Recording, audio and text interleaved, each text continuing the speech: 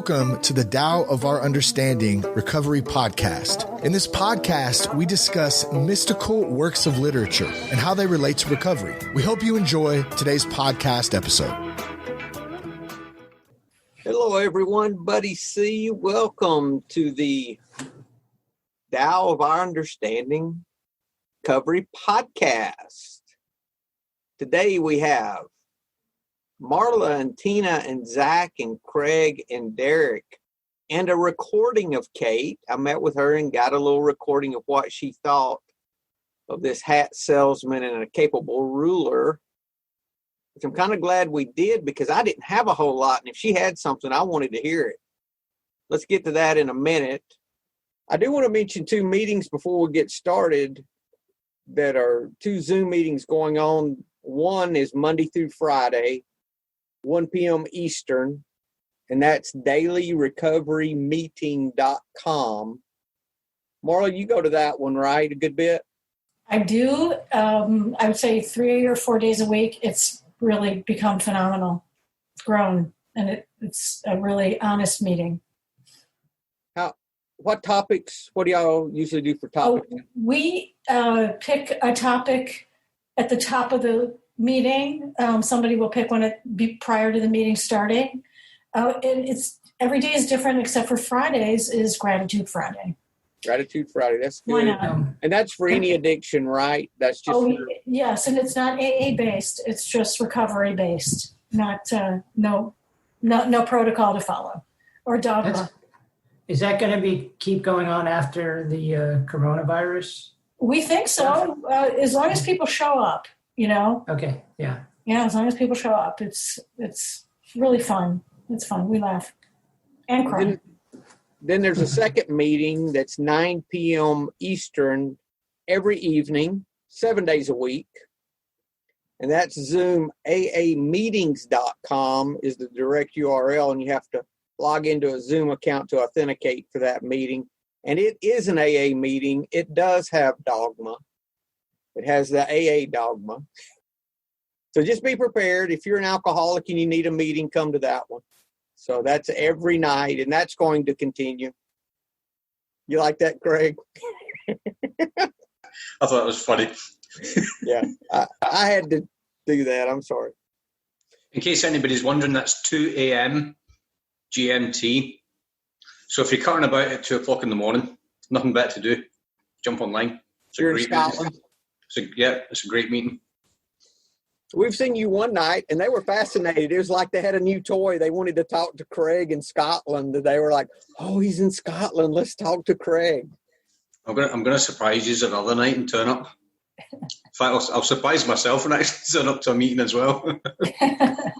I haven't been going as much. It doesn't fit into my sleep schedule. I usually go to bed early and get up early. So, but it's a good meeting. Good meeting. It's going to continue after as well.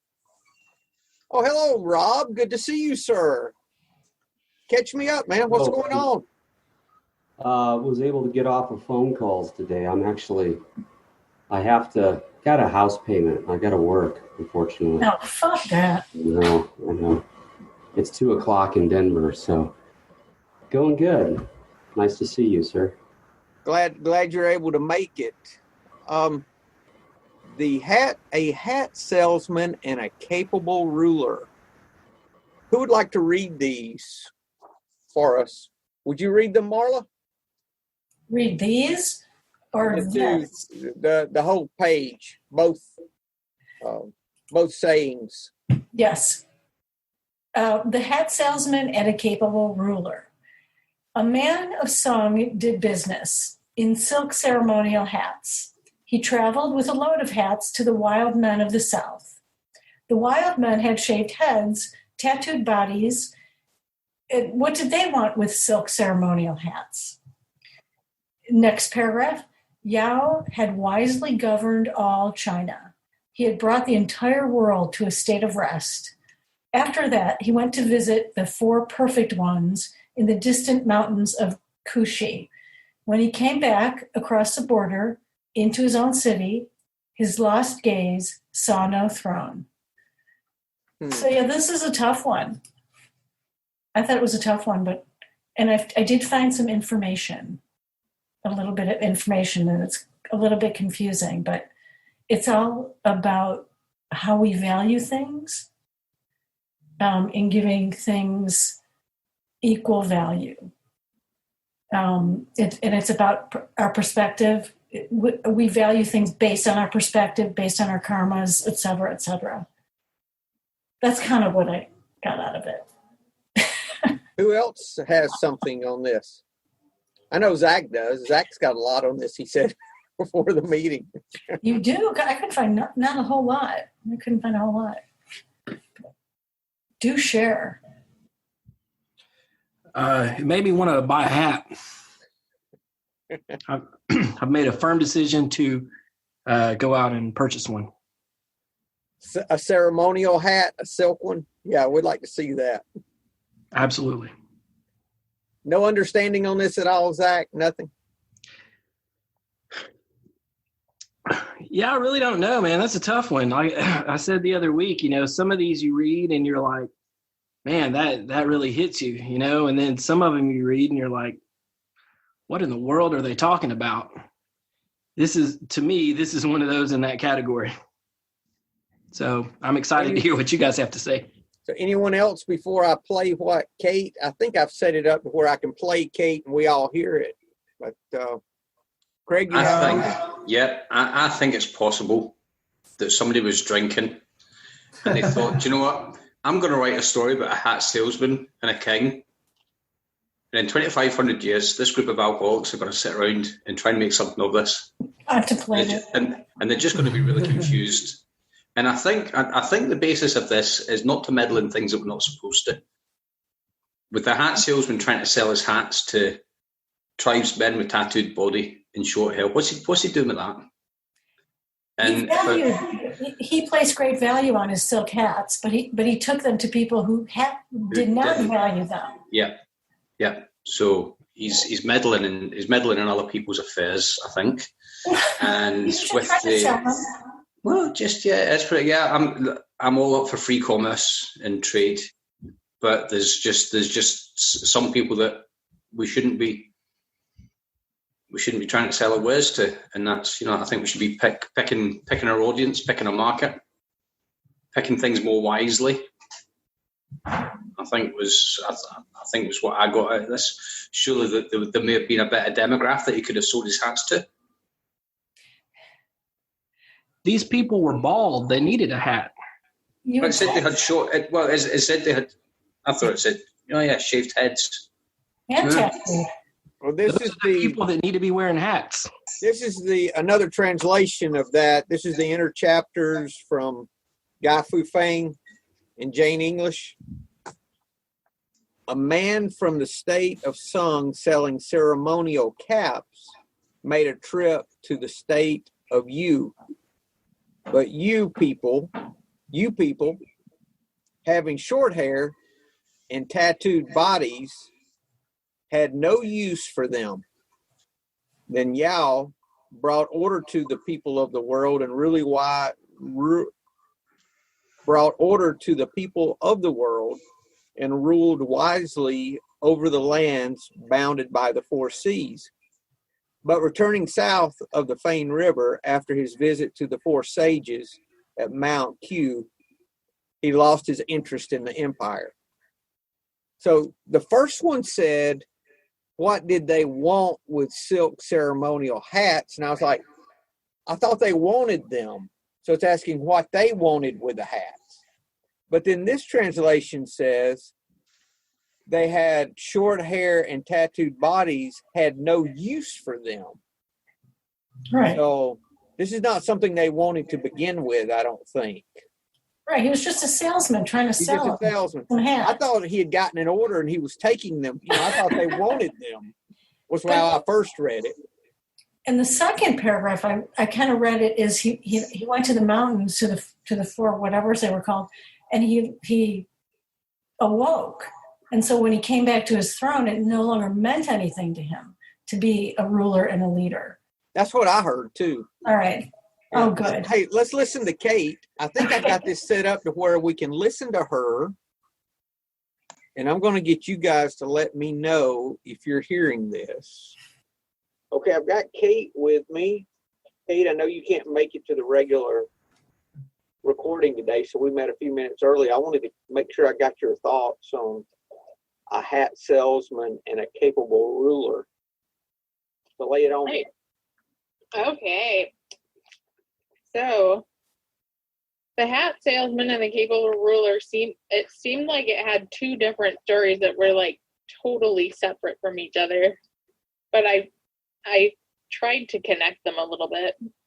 So the first one I felt like had the guy going to bring his elegant hats that he thought were very elegant and kind of the best part of his, what he thought was the kind of the top of his culture. He brought them to these other guys that meant it, they had no use for the elegance that he brought. So it was something that was so important to him, but it wasn't at all important to them. What was elegant to them was tattoos and shaved head. What was elegant to him was these fancy hats. So I kind of thought about, it was kind of putting together, there's these two things that are totally different, but they're still things that are elegant. And it made me think about, our differences, that there's things that are very different, but equally important to people, but we're still part of a greater connected universe. That the Tao includes everything. So there's one guy that thinks these hats are it, and these other guys that think that tattoos and shaved heads are it, but they're all still connected in one universe, and they're kind of equally important. So that was kind of what I thought about the first story. And he can't force them to think his hats are worth anything. They don't think they're worth anything, but they can't make him think that tattoos and shaved heads are it. They both have their views. They can't force them on each other. But that's okay.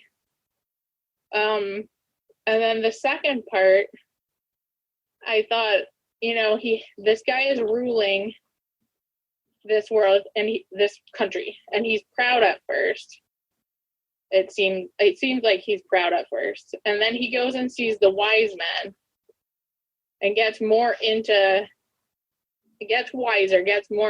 with the Tao, and kind of sees that he's not there anymore. The credit isn't really his. And I thought it was kind of what we learned in the Tao Te Ching, that the greatest ruler rules by not ruling. And that once the kingdom is in harmony with the Tao, like, there really is no ruler. He's not needed as a ruler. But he's still a ruler, but he's ruling by not ruling.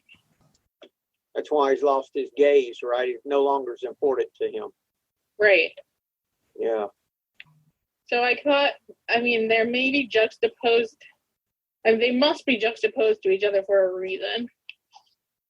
And I thought, they might both be saying in different ways that you can't force things onto other people. You shouldn't be forcing things onto other people.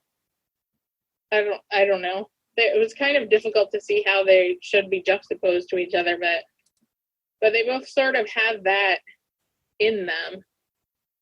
If the elegant hat man is trying to force his hats onto the other guys, it's not going to work. Well, even if the wild men wanted the hats, then it's still that idea in the first one that it's about things, about what you have, possessions. For the second one, he's moved past possessions. Yeah. Okay. Yeah. It's paradoxical. You've got both sides of it there, Yeah. That's good. Thank you, Kate. She was so quiet the year we did the Dow. I know. Now she's kind of woke up, hasn't she? I agree. That's what I think she was talking about. What I was talking about: equal things of equal value. How we value things. I don't want to push my stuff on you just because I value it. Doesn't mean you value it, and I should respect what you value. And then the second one, though, has moved past value. Yes, into the Tao. Actually, she was right. The Tao rules without ruling. See, where we need to, I think, the goal is to move toward what the ruler did, and he ruled all of China. So he had to have some ability and some ego and success. Craig? I thought it was interesting how it says he governed all China, and he brought the entire world to a state of rest. I hadn't noticed that, because I thought it says he ruled China and he brought the state to a state of rest. I missed the part about bringing the entire world to rest. So does he think that he's brought the entire world to rest through his ruling? How's he ruling people to get the world to a state of rest? Is he imposing his will on people to get them to a state of rest? Looks like he's a real smart guy. He had some ability to lead and to govern. Even with that kind of ability and that kind of success, when he came back from visiting the sages, that did not have value to him. That what he found by looking within was more important than even that. That's kind of like us coming into recovery, isn't it? Because when we're actively drinking, we're actively in our addictions. We think that we're governing in our lives, but it's not actually us. It's alcohol, or it's our addictions are actually governing our lives. And if you look at someone like a sponsor or a mentor or somebody that's already in recovery, if you go to visit them and you hear what they have to say, if you go to a meeting and you listen to people telling their stories and they're telling your story through what they're sharing, and then you come back and I think you come back from a meeting with a completely different set of eyes. You see that you're not the only person that's gone through this. You're not the only person that's done this before. And sometimes all the hard effort that we're putting into things is the wrong effort. Maybe we should be putting less effort into things and just letting things be rather than trying to interfere with things. It says that he brought order to the people of the world and ruled wisely over the lands. So what that says to me is no matter how much personal success that we have, no matter how smart we are or how much money we make or how successful we are, there's an enlightenment, a spiritual walk that's better. I definitely found that in recovery, that there's nothing I did in my own abilities that compares to the peace and joy that I've gotten from recovery, from having a walk with a higher power that I didn't have before. No, there's no comparison. Comments? I have a thought that I definitely did not have as many thoughts about this when I read it, but now that you guys have been talking for a while, I'm beginning to see how these two stories relate. The second one reminds me of how I feel about a lot of jobs I've had where that I've left. I've had a few jobs in my career where I've been there for a few years, maybe 5 years. And I think in my mind, surely when I leave, this place is going to fall apart because I feel like I'm so important where I'm at. I guess. I don't know why I feel that way, but I don't say it out loud, but I definitely feel it. And then I always look back and I'm always checking up on my old friends at the jobs I had. And I'm like, man, it's still going. Oh, you got new stuff going on. And, I kind of.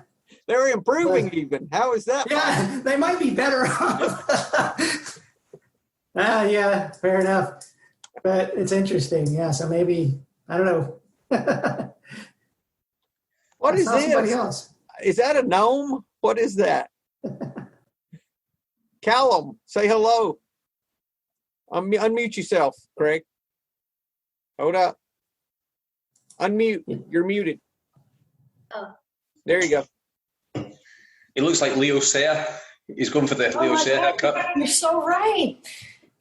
He looks like the. So, Callum, like how's your first Frodo. pandemic going? He looks like a Frodo when he was 8. Oh, yeah, he does. Total here. Hey, Callum, say something. Say hello. Hello. I see a Fortnite shirt. Fortnite's taking me over. He has to wear his Fortnite shirt because his dad's so good at playing it. His dad's a god at playing Fortnite. Nah. Oh, yeah? Not yet. Hey, my hat's off to you, man. That's not an easy game. Kills me every time. All right, guys, what else about this jumps out? I think it really is about that idea that if we don't look within, we're missing it. Because no matter what we see as valuable, as in the first one, we all see something different. This guy ruled all those folks, and he saw that none of that was of any importance in comparison to what he found when he started looking within. Okay, so I have an idea. Okay. So what I heard mainly from the first story was the ceremonial part of the hats. And then, so what I thought that represented was a spiritual ceremony, some sort of a religious ceremony. And usually a ceremony to me is when you're upping your vibration, or you're doing something, delving deeper into your spiritual journey, an accomplishment. And they weren't ready for that. So the hat represented that. And then in the second story, when the ruler, he was exactly how he needed to be in his spiritual journey to rule the people. And the people were ready to meet him, so it was successful. And then he had this enlightening or awakening when he visited the 4 sages. And then when he went back to the country, he was no longer as valuable. So the salesman comes in my mind, with these ceremonial hats representing light and enlightenment. No one is interested. The other one, the guy meets the society where they're at, does a good job, but if he would have been enlightened, they probably wouldn't have wanted what he had to sell. Did his job, got enlightened, and then went on. So to me, it was about what you're selling in terms of religion, or what you're trying to teach and spread. Huh. Okay. Thank you, Tina. That's good.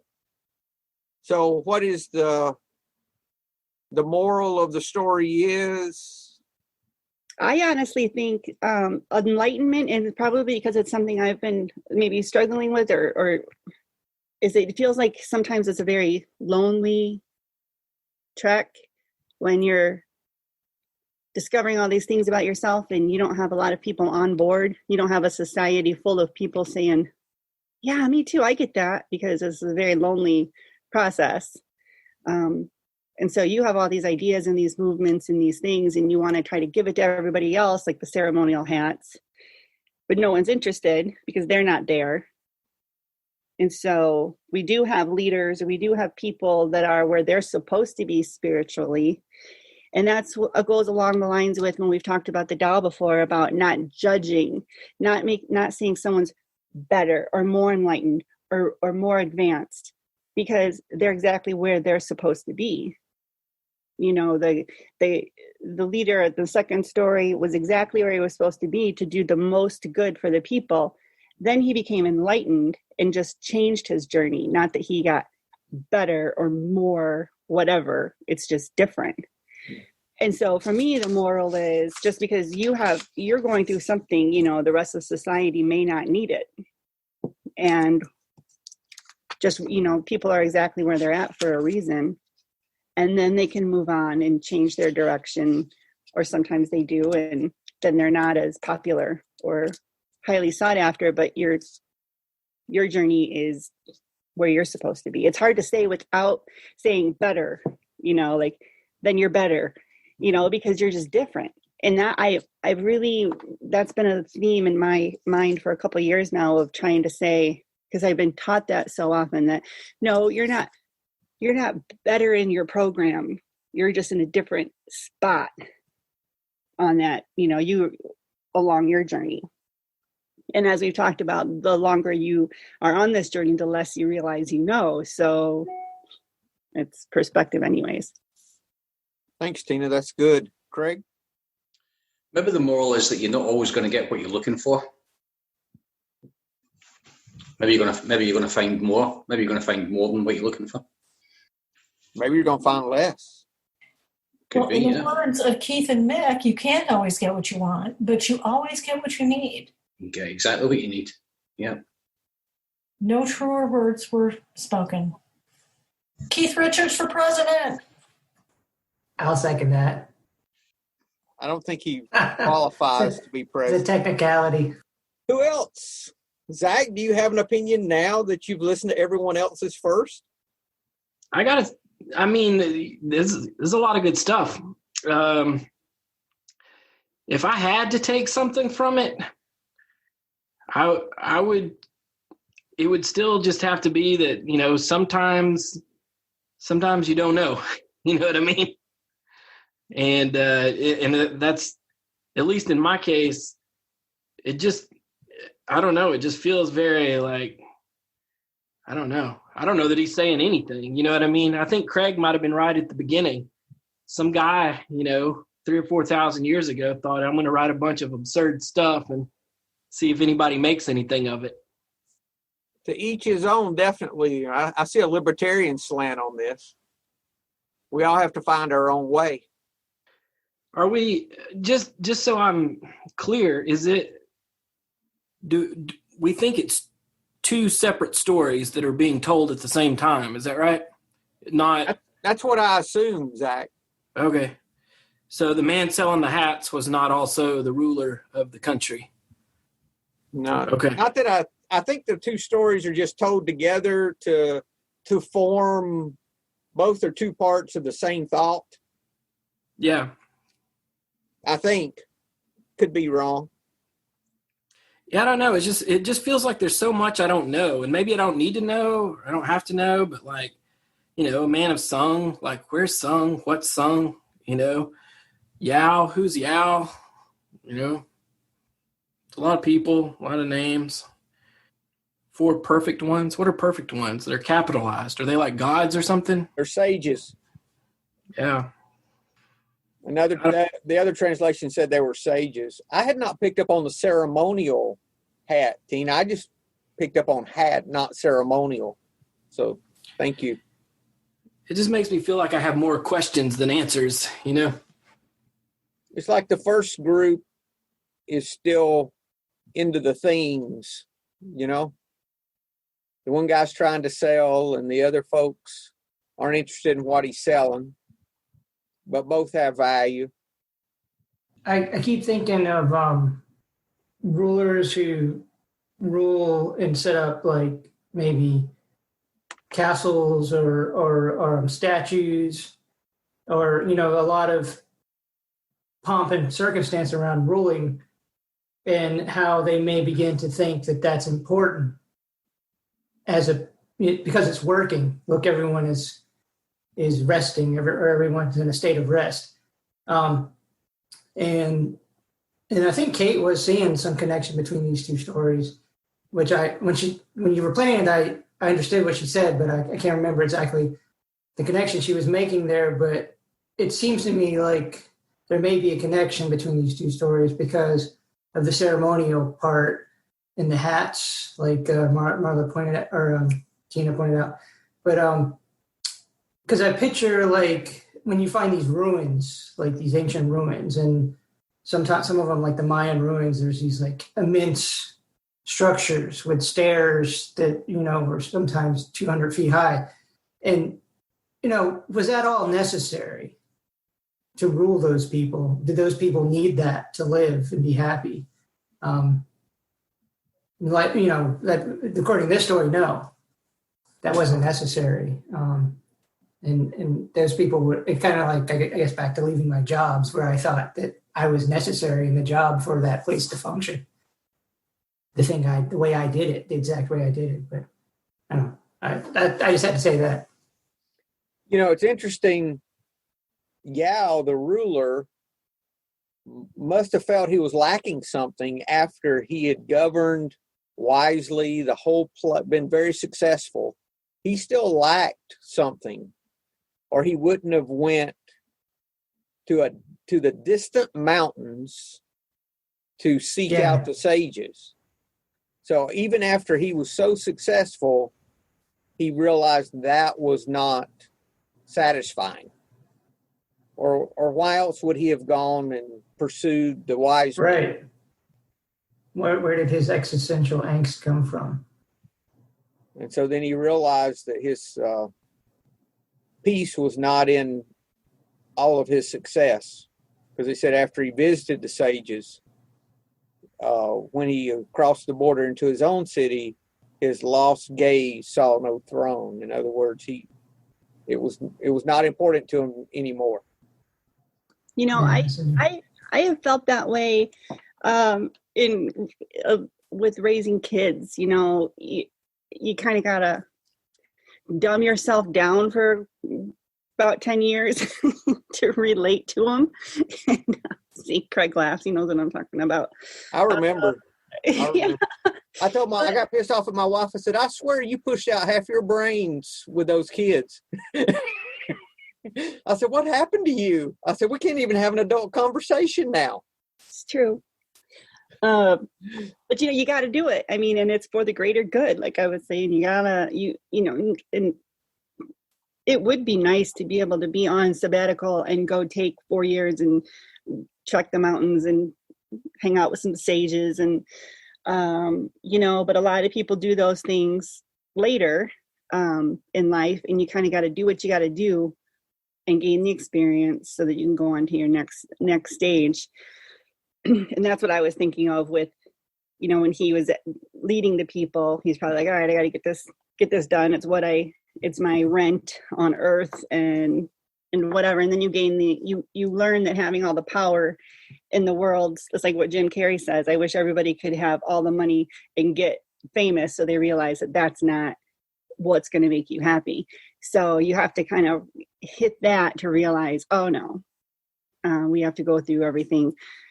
And I looked up silk ceremonial hats online and just now, and a lot of it is from China. Back in the day, there's one that was $5,000 on eBay. It was a ceremonial silk hat.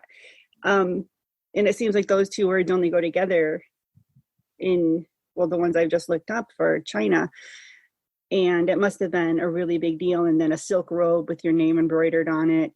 It's probably left for the higher ups. And, who knows though, when you think of it that way, they see these guys didn't want these ceremonial hats. Well, maybe they were so enlightened. They were past that stage of wanting, they were now saying it's not important to us. We've found our nature. We found the wild, and we know that this is where our true kingdom is, instead of with those hats. So maybe it's not, that was me being judgy of them because they had big bellies and tattoos. And they're like, what did they need with hats? Well, maybe they were the enlightened ones and didn't need them. They needed their nature. Thanks, Tina. Yeah, that's a good point, that, Tina. Maybe you don't need all these riches to reach enlightenment. Maybe it's already there. Maybe we already have it within us. We don't need to dress up fancy and pompous and be something that we're not. Maybe we just need to be.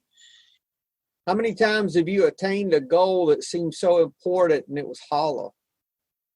Most times. Quite honestly, every time. There's never been something I really set out to be a real goal that once I got there, it was what I thought it was going to be. I mean, granted, I enjoyed some things and it's good, but if I really made that goal to be this big thing, it never was that. It was always a little hollow. The more important I made it, the more hollow it was. Well, just because it means something to us, it doesn't necessarily mean anything to anybody else. Because we make more of it in our head than what it is in reality, I think. Or that's kind of the way it looked for me. Even money in the bank, when I got to a point where I had money in the bank, I was looking and said, I just don't feel any different. There's nothing different about me. I said, why is that? I'm supposed to feel different. I mean, it wasn't like millions of dollars, but it was a good bit of money. And I was like, I thought this would make me feel different. I feel no different at all. I don't know. It's like Solomon, the Solomon quote. You just read the Bible through, Craig. Can you tell us what Solomon said was so important and what was not? Okay. How long do we have? Because he said that there's only one thing that he found that had any value. Everything was vanity except what you eat and drink for the day and the work of your hands, the things that are in the moment. Those are the things that are not vain. Everything else was vain. And this was a guy who had declared silver to have no value because he had so much gold. They declared silver to be valueless and piled it up outside the city in piles and just said, silver no more, just gold. That's how rich this guy was. And he said, none of that has any value. He said, the only thing that has value is enjoying your food, is enjoying your eat and drink was how it was said, and the work of your hands, the things we do in the moment. That was it. So important to remember. Like to live in the moment. Live in the moment. It's the things we're doing in the moment, Derek. That's, not the things we attain. Not the things we attain. Yeah, you can have all the riches in the world and still be miserable. At the moment, you can have a fleet of airplanes and you can't fly them. because you don't have to go anywhere. You can have nothing and be miserable, Craig. It has no bearing. It doesn't have to have a bearing on things. Most of the time, if you have nothing, you think that you would feel different if you had more. But I think sometimes the less you have, the happier you can be. Because sometimes you're not having to strive to keep it. Well, then if you're relying on something, on an outside source, Yeah. Well, we have to look at how we value things. What's valuable? Is a car, or is having a good relationship with your parents? Car. What's depends on the car, actually. Yeah, I guess so. All right. If it were a Tesla, okay. You have to, what's of value to you? Is it, I'm going to, this bottle of Jack Daniels, or is it going to be, clear-headedness and not waking up with a hangover? It's like, what do you value more? That's a hard one. We have a Tesla, and it is very, very nice. That I can say. It is very worth its value. Definitely worth. It is well worth it. Like driving an iPad. But it's so funny how the way my life goes is these things come. I haven't heard of Solomon in forever. And yesterday I spent all this time searching a leaf that ended up being Solomon's seal. And so I was reading up what the leaf was about and learning about Solomon. And then here you are bringing it up. And it's just so funny how you don't hear something. And then the other thing I was thinking was about the money, when Buddy was saying that you get something and it's not as great as you are. And the perfect example is when back in March, when the stock market crashed, we lost a huge chunk of money in one day. And we had gained about half of it back. And Justin was talking about, my husband was talking about it yesterday. He's like, oh, I can't believe it, And I wake up today and that is all completely gone. And, what if I would have been putting my worth in that as it grew? And then here comes a day, it's all gone. And then 3 months later, half of it's back and we made it in 4 weeks. And then today it's all gone. So, easy come, easy go. If I would have put my worth in that, where would I be right now? I would have been on top of the world, middle of the world, bottom of the world, and then bottom of the world today. Like, that doesn't make sense. That's not where I'm at all. That has nothing to do with where I'm at. It just shows that I can relate to that specifically today, that I'm not, if I would have put my worth in there, like probably some people are right now, they're freaking out. And I can imagine it, that's their whole life. They're watching that stock market every hour. Not that I'm judging them, but that's just where they're at. And that's exhausting. I judge mine on if my kids like me or not. So I'm at a whole different thing. I'm like as devastated because my kids aren't listening to me. So I have a whole another set of issues. I remember back in the 90s when I started buying rental houses that I put a lot of value on the houses I own. And those houses, when I ended up having a business fail and I had to sell all those, I really felt, that's when I started drinking heavy, actually, was when that happened, because I had misplaced so much value. And I always thought, I'll do anything for other people, but these houses are off limits. These are mine. They're nobody else's, and I will not. And I ended up having to sell those, and it was necessary, because anything, what is that? What we compromise to keep, we always lose. It's that idea. And I misplaced value on all these rental houses I had, because I was so proud that I had these houses that were going to pay off when I was 40, and I knew no one that was able to do that. And, all that ego, that went into it. And none of my family had ever been that successful. And I was all the shit, and, that kind of thing, and so that had to be destroyed if I was going to grow. And I can see that. I didn't relate that until you made your comment, Tina. Thank you. Yeah. It's that misplaced value. And then there's mine with my kids, that's what's important to me, but they're 10 and 14. Of course, they're going to be brats to me. But if I were to base my worth on them, which I do, it's horrible. And because they are kids, it's just like putting your worth in somebody else or anybody or your spouse or Facebook or wherever you put your worth. It's like, it's going to make you or break you. It's one thing or another that's not constant that we put our worth in. We've got to turn that light around, don't we? All that has to come from within, not out here for anything. Yeah. All right, I'll chime in. Reading a book, and the author quotes Mother Teresa, and she explains this phenomena where you get what you want, and you're still empty. And it's a spiritual thing. It's a spiritual emptiness, and she calls it spiritual deprivation. It's almost like eating cotton candy, solely just cotton candy, and you're wondering why you're so sick and hungry. And it's also counterculture, and it looks like through the ages, at least 3,000 years back, it looks like it was a problem then, it's a problem now, but culturally, the world says that our worth's based on our wealth, our status, the approval of others, all these things that we have no control over. So it's no wonder that I was crazy, the whole work and everything.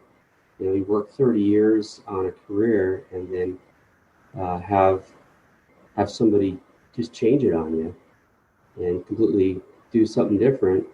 A year ago, I think I would have gone crazy. I'd have been just a huge ball of spit and anger, and I'd have been one of the last people you wanted to spend a second with. And of course, drink. So it's all upside down. It goes back to the Tao. Everything that we think flip it upside down on its head, do the opposite. If you think money and the Tesla and the kids' approval and your parents' approval and work status and security and all that's going to get you happiness, forget about it. You might as well just throw it out the window. Which I think the Tao lesson, if you don't know the answer to something, just do the opposite. You're probably going to have the right answer. That's what I got. You're going to be closer anyway, right, Rob? Yeah, pretty much. Thanks, man. Good to hear from you. Anyone else, guys? This ended up being a much better conversation than I thought it would be. I came into this, I was like, I don't know how this is going to be. It's how we interpret. It's fun. It was fun. No expectations is the way to go. That's why I don't have expectations or set goals, because, I don't want to even know how empty it feels up there at the top. Amen. Oh, I've got one more thing. Yeah. So, buddy, I've got my iron butt, which is 1,000 miles in 24 hours or less on a motorcycle. You did that? I've got it. And that wasn't enough. So I'm empty. I'm really empty. So now I'm thinking I'm going to go get the butt burner gold. The 1,500. 1,500 in 24 hours or less. So we're going to attempt Denver to Seattle in August. So I'll let you know if I'm fulfilled and spiritually enlightened when I hit Seattle. Well, then you can come do one with me, Rob. I did the 100cc, which is Jacksonville to San Diego, back to Jacksonville in less than 100 hours. So when you want to do that, let me know. We'll do it. Yeah, that'll be after the butt burner when I'm still empty. Yeah, you'll be empty. You can come do that one. I want to do this fall, maybe, if I can. I'm sorry, guys. This has nothing to do with it. I know y'all are getting bored. I want to do 49 states in less than 10 days. So I'll let you know when I plan that. But yeah, it's the same thing. I've got all those. There's one guy who he's got like 50 or 60 BBGs, the 1,500 in 24 hours. Like, why does he keep doing these things? And I guess it's just ego. I don't know. But man, I'm just not going to do all that. I don't record those anymore. But it's all another phase of ego, value that we place on things. It's empty. Any other comments, guys? Is that something we need to look at, Derek? Sorry, something Rob said reminded me of Opposite George in Seinfeld. Yeah. Where, George Costanza, he just decided to do the exact opposite of what he would normally do. Oh, I remember that. Yeah. And everything started working for him, He got this beautiful girl to date him, and his career started going well. That's pretty funny. But what Rob said reminded me of that. Yeah. Thanks, Derek. All right, guys. Appreciate you. If you haven't been appreciated lately, I appreciate you. Thanks for being here. Y'all have a great week. Hello, this is Buddy C. I wanted to make you aware of several recovery-related resources that I've posted in the episode description. These resources include a list of recovery podcasts, a free sober meditation app, daily recovery email, shared Google recovery calendars. Hope you put some of these resources to use and have a great week. Thank you for listening to the Tao of Our Understanding Recovery Podcast. If you enjoyed this episode, please share it with your friends in recovery.